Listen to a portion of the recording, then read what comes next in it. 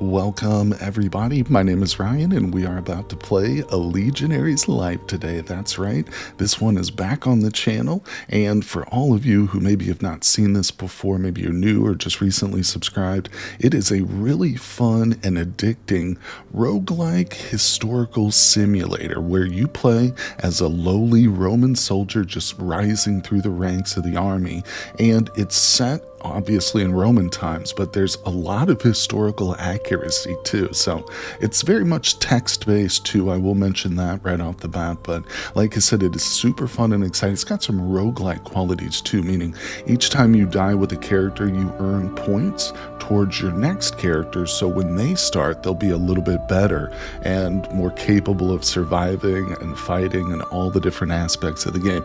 It is pretty deep, and I know we've got a good fan base who really enjoy watching this, so it's back, everybody, and I'll be posting videos for this every other day, kind of in conjunction with my other series, but let's get into it, everybody. So one thing to note too is I recently purchased a new PC, and I thought when I switched over I lost like all the previous games, which was pretty devastating, but then I did boot it up and install it, and here it is. We're good to go. I've still got everything, so it must have been a cloud save, which is awesome. Modern technology, people, it's the best. But which means that when we start our new character here, we will be able to expend a decent amount of points from my last run, but I'm a little rusty, so I think what we'll do is just go with the balanced. You can set it for like more of a physical, so when you roll again, it'll be like you'll get more points up here versus down here in the mental section. But like I said, we'll just keep it balanced across the board for our current run, because I'm trying to ease back into things. No highfalutin strategies right now. Let's just figure out the game's basics and stuff. Now, okay, most important part of any run is the name, so let me pick one. All right, there we go. Ulrich Pinkerton, in honor of my good buddy Kenny. That's right. I hope I spelled this right. I couldn't remember exactly, but if it's not, don't worry. We'll correct it in future runs for sure, because I like to keep my Patreons on the list of character names that I'll use. So if you would also like to support the channel on Patreon, that link is down in the description, and I really appreciate all my Patreons. Thank you guys so much. Kenny is a really great member of the community, so in honor of Kenny, this run is named after him, Ulrich Pinkerton. Let's get going. So we'll confirm that. Hopefully this one will live long, but again, this is a kind of a refresher for me here. So we're back at character creation. Yep, like as I said, we've got 859 points. So if you start off the game, you'll see this probably a 0 because you don't have any points to spend. You gotta rise through the ranks and earn your points, and you'll almost certainly die in your first several runs, no doubt about it. But we can spend points on these attributes here. There's also a section up here in the tabs for weapons, armor, and armor and helmet too. So one thing I do remember is that starting off with some really nice weapons and armor is a big deal. It really does help. So we're going to go ahead with these points. I'm going to grab this. So that just deducted 60 cost, and let's go over to the helmet. I think we'll go ahead and spend 60 points as well on the Celtic helmet, so we're down 739. And on the armor, obviously can't afford the most expensive, but I will drop 85 points into back and breastplate. I'm telling you, this will save your life, no doubt about it. So down here, when we have a few extra like spillover points, we can just give them denaries or money. But let's go back to attributes now. Now we will start to spend the cost rankings here, and this will go up as we put more points in, but this is where the bulk of our points are going to go. Now, these skills over here, you might notice, are extremely expensive, and I've never actually got a character far enough, or saved up enough points to actually get one of these. But you can see, if you want to pause and read real quick there, the various benefits for these two. This is a deep game. There's a lot to it. Like I said, you will play it many times over at least. But all right, so let's go with somebody with some decent strength. These attributes do make a difference. You'll see that as we get into the gameplay. Also remember, quickness comes up a bit. So now we're down to 400. Charisma is also a good one to have up. Awareness, intellect. There are rare chances to actually improve these throughout the run as well. You can, but it's you have to be successful, and they don't always present themselves. All right, let's see. Awareness is also pretty critical. You can see, even though I'm putting points, I'm still staying pretty balanced. Intellect, I mean, it does come into play, but I think we'll go with more of like coordination. All right, we're down to 29 points. I think we'll drop 1 in endurance and then come back to armor and just boop, boop, boop.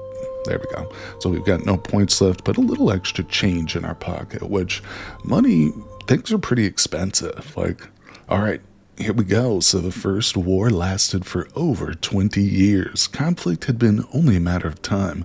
Once the relentless expansion of Rome came close to the huge Carthaginian sphere of influence, a young power propelled by a staggering self-confidence, Rome had the most of the Italic Peninsula under its control at the time. Sorry, I misread a little bit there, but here's what we're going to do. I'm going to skip a lot of the historical context and stuff, and if you're a big history lover, I apologize for that, but I do recommend you go back, check the description. I've got my playlist for all my previous runs where I do read through like the first couple of runs, like I read all of the history as we go through. And there is quite a bit of it, which is why I just want to skip through these parts and save my voice a little bit. But as we progress and get deeper into the game, I will start to read more and more as it becomes like new. But let's skip this for the most part. There's several other things to read, but now we're on the screen here. This is part 1. We're in training. So this is our training ground, essentially. Here's a little fortress up here. But all right, we can look at our character. Everything we've got is basically the same as we just saw, except the red here. We have an awareness penalty because of our helmet, is what that is. I just know from experience it's the helmet that's doing it. Penalty awareness 3, but we can also look at our gear on this screen. Of course, we just saw it because we purchased it, but if you do upgrades and stuff, you can kind of compare and contrast. And we've got deeds. No deeds yet, but hopefully we'll get some medals or something. Got to prove yourself in combat. And of course, our bars, the contentment is pretty important. You do want to keep this up. Virtue is something we can either go like a low virtue run where a guy's kind of a scoundrel, or we can go with like the hero run where he defends the innocent. This is really just how you want to go, and it will affect a lot of choices in the game and present you with different choices depending on which side you go with. And below that, these are the opinions. So this is kind of the most difficult thing to control, I would say. It's not random, but the choices have a big impact, and sometimes you just fail these choices because you don't have the right attributes. But with that brief explanation out of the way, let's get into the game here. So we want to either choose training, workout, buy, sell. We're not going to look at right now because I can tell you just Denarius is it's too low. We've got that starting gear, and that's going to carry us through the first couple of battles. So we'll ignore this one for now, but we might, if we live long enough, check it out. Leisure is important to boost our morale, but right now we're pretty content. So miscellaneous offers like this kind of allows us to boost that reputation. Like if we volunteer for extra patrols and stuff, it helps with morale amongst the other troops and stuff. Not necessarily ours, but the opinion of others rises. But we want to focus on ourselves, a little self-care here. So let's do some solo practice. There are opportunities to use our javelin, but they're pretty limited. Most of the game is hand-to-hand melee combat. So this is going to improve our sword skill, very high chance of improving, but only when the value is low. So in other words, we have a chance to fail. You spend a lot of time, sword skill increase, boom, which we succeeded that time. But the better we get, the harder it is for us to improve just with the solo practice. That's when we'll need to come down here and start to spar with better people, to improve our own skills. So it's very balanced in that sense. You can't just sit here and spam the same thing each training session. You've got to think about your training strategically, just like you do combat too. But I think at this rate, we're still okay to do some solo. So we're increasing our sword skill. Now, also, I'll note over here, this is the time left. So as this red bar comes down, this means we'll be ready for battle once this is over, or at least to advance to the next stage, which I can tell you is going to be a battle. But so this is the time we have left to train. It's limited. Let's not bother with the javelin. Actually, I think I'm going to ignore it, and we'll do a little working out. This is a chance to boost those attributes we looked at here, but again, these are not guaranteed. Let's focus on strength and constitution. Very nice.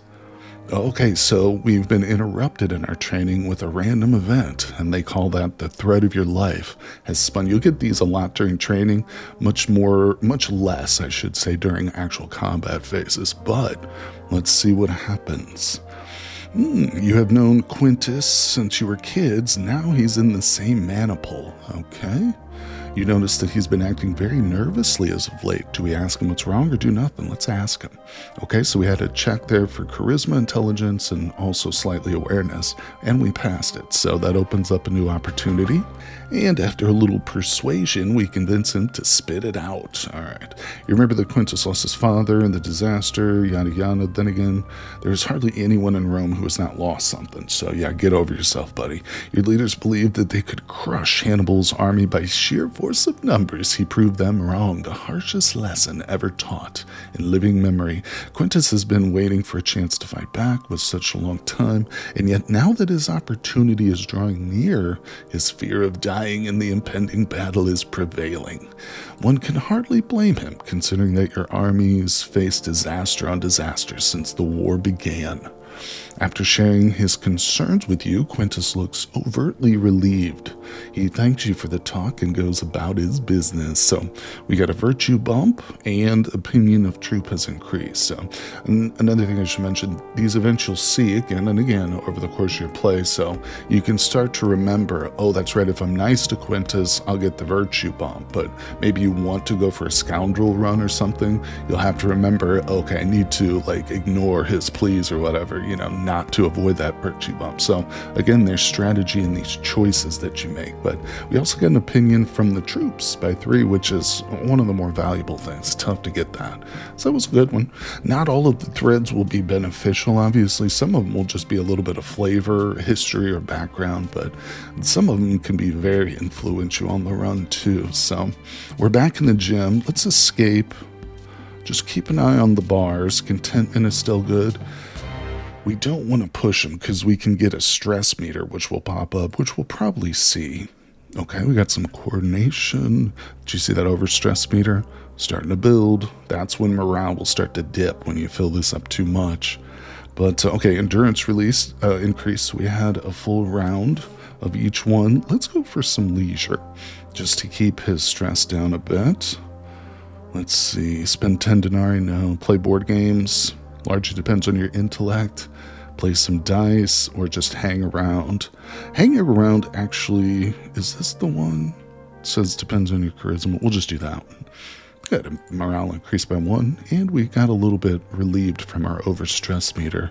I think there is a good strategy that we worked out in previous runs to really just push, kind of ignore the stress meter until it really has a big impact on morale, at least in the early stages. But I think we will kind of follow that. So let's go back into solo practice.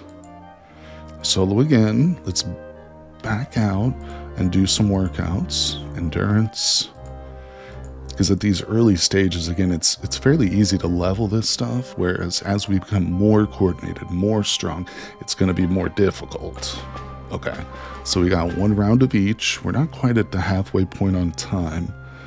Let's do a little miscellaneous. Let's try and boost the opinion of some of our troops and stuff.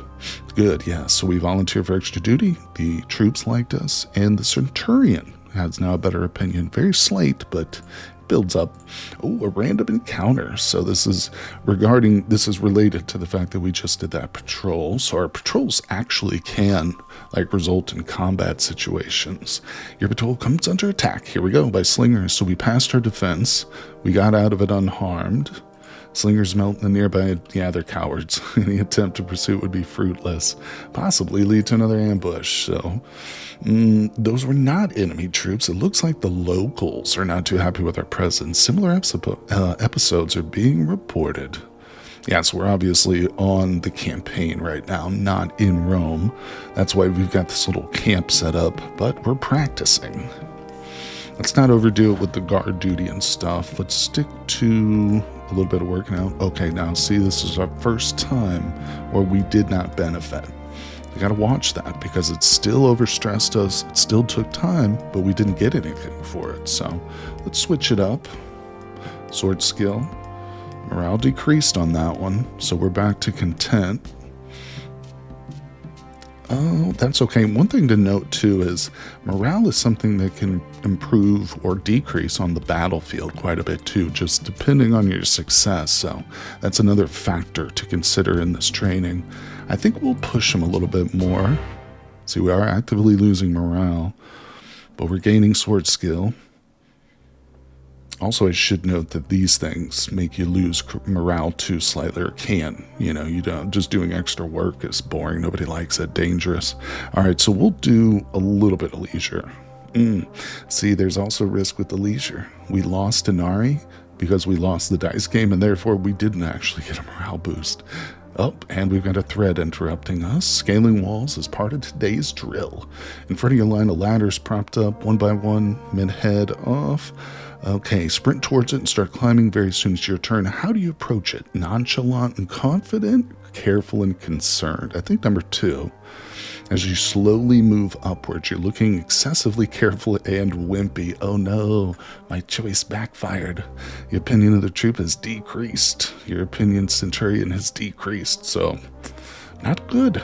Yeah, like I said, those reputations are tough too.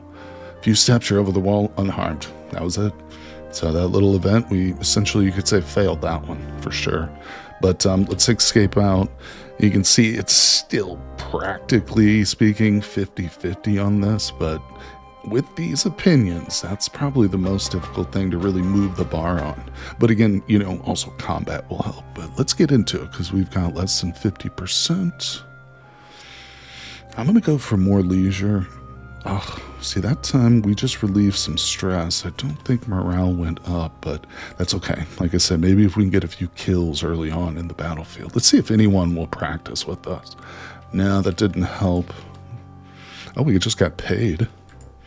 Yeah, earlier I mentioned the buy-sell. It actually takes time to like search. You can imagine you're kind of searching the marketplace nearby or maybe the blacksmith, and that will take time, and there's random what pops up. It could be a bunch of like crappy swords and helmets that you don't really want. So again, we don't have a lot of money. We'll look at this later on.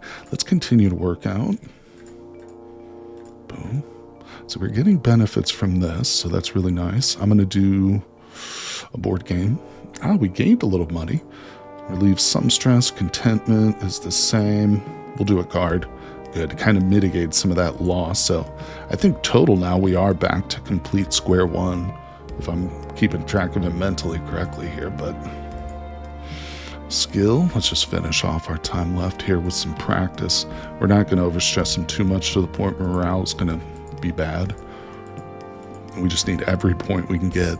All right, time is up for this training round. So part 1 training is over. Let's move on to the second phase, which is the camp burst into activity as the whole army prepares to leave. Again, we'll skip a lot of the flavor. There's still going to be plenty of like reading and setup here, but most of the historical background is contained in those parts I'm skipping. So like I said, watch that first season that I did. You'll see me read through all of it. You'll get to hear me read through all of it. Oh, now our morale is low, but I have a feeling we can get that up with a kill or two. So what we're going to do at this stage, we're in New Carthage, Hispania. There's nothing here to do but continue. We can kind of look at our stuff again, but we'll continue. Next morning, your maniple is among the first to move out of the camp and reach the plain right in front of the city. If what your centurion said is true, the garrison of New Carthage consists of a mercenary army, possibly 1,000 strong. So that's our first enemy. All right, you are taking your place on the battlefield when all of a sudden cries of alarm rise from the ranks. You look ahead with a start. The city's gate is wide open. A screaming mass numbering thousands leaves the safety of the walls, quickly closing the gap with your partially deployed front line. They're trying to get the jump on us. Judging by their scant equipment, they must be the militia. The enemy commander wouldn't risk his precious mercenaries like this. Blood pounding in your ears, you're ready to receive them at the first battle of your life engulfs you. So Enemies won't be too strong, but we'll see that. We'll get into it. Okay, so mentioned earlier the javelin. This is our opportunity. We'll just throw it into the enemy ranks, try and cause confusion because we didn't study the javelin at all. So picking off specific targets, probably beyond us. Play it safe, hurl your javelin, and we even failed that. Like, we failed the easier of the two. So we lost morale and we lost an opinion. Yikes. Maybe we should have studied that javelin a little bit better. All right, here we go. Time to steel ourselves for the battle, everybody. Now, let me just see. There we go. I feel like maybe the sound was a little bit too high. Bumped it down a little bit there because it can get pretty loud, the clashing of metal, but we're essentially looking at the combat phase now. So we are engaged with this militiaman. Here's Ulrich on the left. That's us. We'll talk a bit more about what all this means, but we've got the option to throw our javelin one more time. Essentially, we were carrying 2 javelins. One we threw into the group. Now we can specifically target our opponent as we approach them. First, though, let's look. So this is a militiaman. Here's his attributes. He's only got a spear and a hoplon. So he has no helmet, no army, no legs. Armor. That's good for us. And now we'll throw. Okay, we missed. Again, our javelin is garbage. I forgot to. I'm just going to close the tutorial. So over here we have an attitude like, do we get super aggressive? Or do we pull it back and get defensive? And this will have an impact on our chances down here. See the circles kind of change? That's like the chance for success. The fuller the pie graph, the better the chance. So let's just keep it middling for a moment and talk more about this. Here's our health here in the red. This is our stamina. Is that what they refer to it as? Hold on, if we just hover a cursor.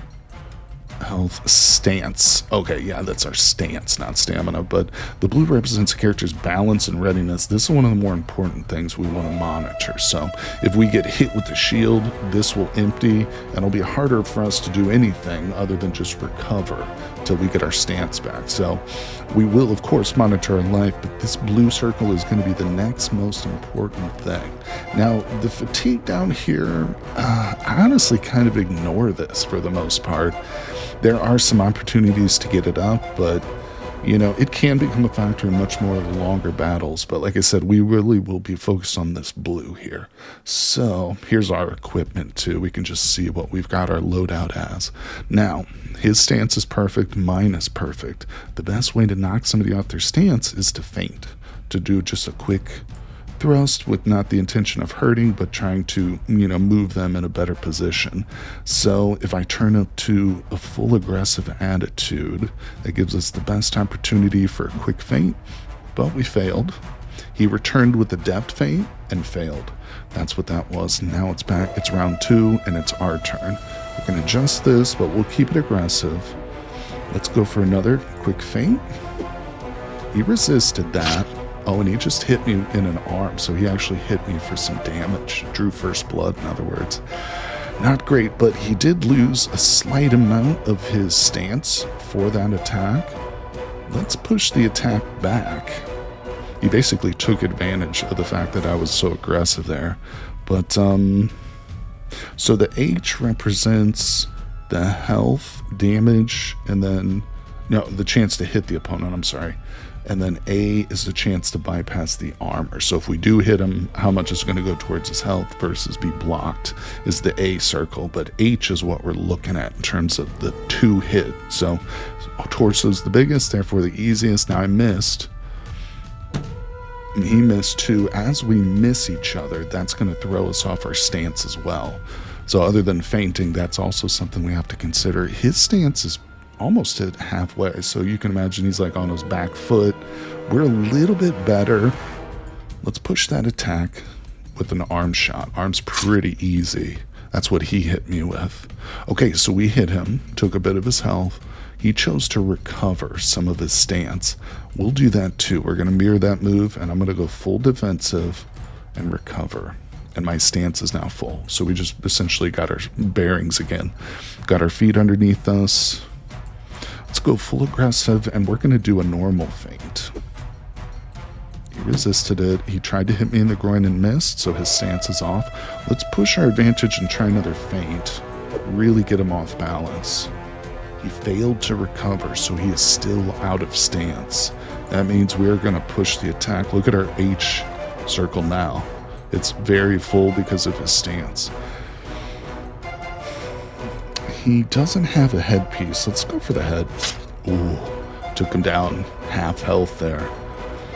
Nice. So again, we can boost our morale, but we need to kill these guys, or at least seriously injure them. I'd prefer to just take this guy out and go on to the next one. So let's do that. Let's try. Now you see I haven't done any shielding or soft spot. We'll try a shield actually. We'll do a knock. Let's see what these circles mean here. So overall chance for full success, P is chance of success in the primary attack check, and then C is to overcome the resistance. So a little bit more complex, but just know if you succeed, you're going to really knock them out of their stance, but you're not necessarily going to do much damage. But it's setting us up. Yeah, look at that. And he failed to recover. Now we push our attack. Let's mix it up and go for the... let's go for the torso, the best chance. Very nice. 10 off. I'm going to push that again. Let's go for the groin. Nice. He's almost dead. He failed to recover. Let's do something easy like the arm. Missed him. He succeeded in his recovery, so we're both equally off balance almost. We're slightly worse than he is. We are so close to getting him, though. Oh, man, I missed again. We're on round 14. We've still got time to get to another opponent, but I'm pushing this. Oh, okay, we need to settle. I'm making mistakes here, so let's recover.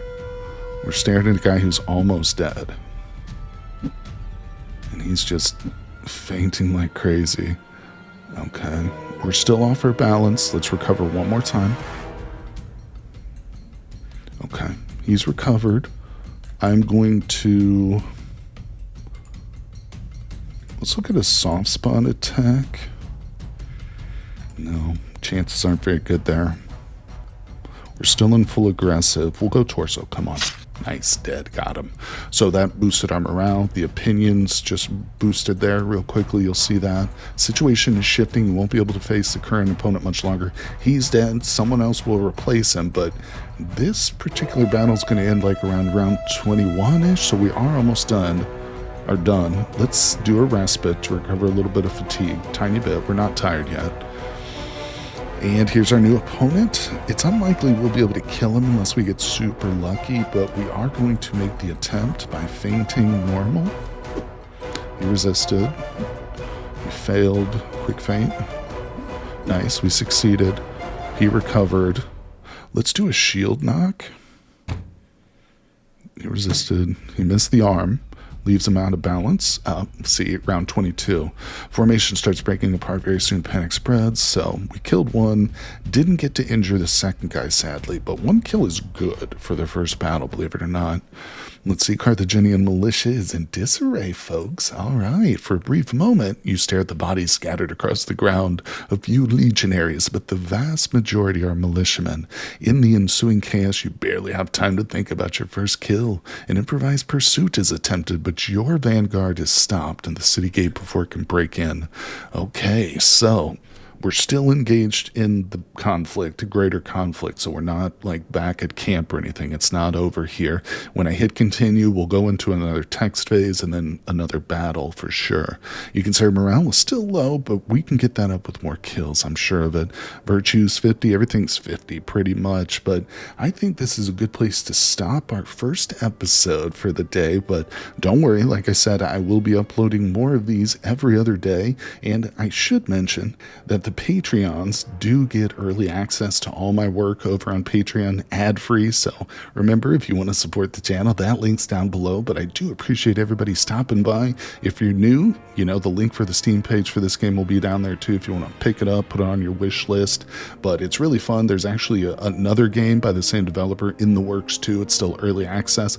I haven't played that yet, but I do have intentions once it's fully released to definitely pick it up, show it off to everybody, but Tune in for the next one, folks. Make sure you hit that like button, subscribe, and let's all pray for Ulrich Pinkerton to pull this one off. Thank you, and I'll see you on the next one.